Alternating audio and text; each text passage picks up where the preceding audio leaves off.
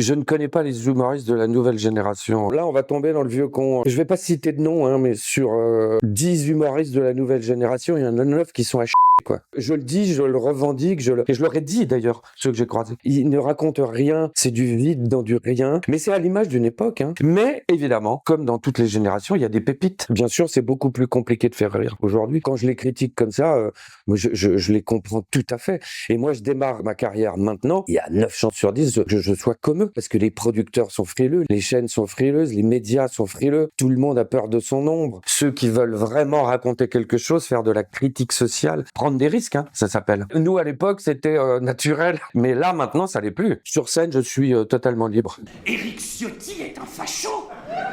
Mais on vous avait pas prévenu. Je tourne avec 2 spectacles, c'est un spectacle écrit et puis une revue de presse qui est à moitié improvisée, à moitié écrite. Il y a des fois, quand je fais la revue de presse, tu te dis, ça, j'aurais même pas pu l'inventer. Tu te dis, non, c'est trop, eux le font. Et j'ai fait ça pour justement ne pas me donner de limites. Comme j'improvise sur scène, je ne peux pas me censurer. Je joue beaucoup en 2025-26, beaucoup la revue de presse, que dans des salles qui peuvent être des petites salles puis des grosses. Ça va de 150 places à 1300. J'aimerais bien jouer un petit peu moins et puis écrire un peu plus.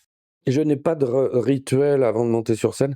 Et puis finalement, je dois en avoir un. Je déteste être dans les loges, mais vraiment. Hein. Et en général, avec le régisseur, on se trouve, quand c'est possible, un bar à côté. Et puis on raconte des conneries, quoi. Mon rituel, c'est de raconter des conneries. Mais qui n'ont absolument rien à voir avec le spectacle. C'est une fausse façon de se concentrer. Moi, que je joue devant 150 personnes ou 1500, j'aurais de la même façon. Il n'y a pas pour moi de petites, de grandes scènes. Voilà, il m'est arrivé de faire le Casino de Paris, l'Olympia. Pas plus de plaisir que dans un café-théâtre de 150 places.